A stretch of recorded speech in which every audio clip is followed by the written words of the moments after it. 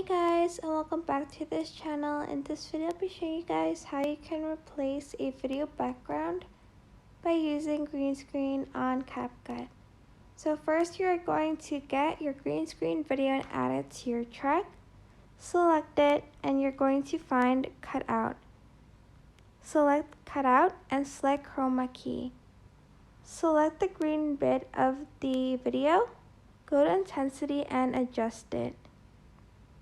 You can also adjust the shadow a little bit if you would like to. Then just press the checkmark button. I used a background from CapCut, but you can add in your own background. But I'm just going to go to canvas here and go to background and select the background that I want.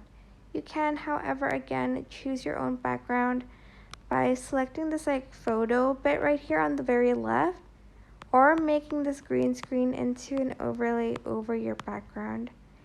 That is it, super simple, but I hope this tutorial was helpful for you guys.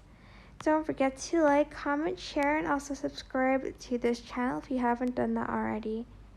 If you have any questions, just leave it in the comment section down below and I'll try my best to answer them all for you guys. And if you found this video helpful, please click the thanks button above the description box down below. Thank you so much for watching. Bye!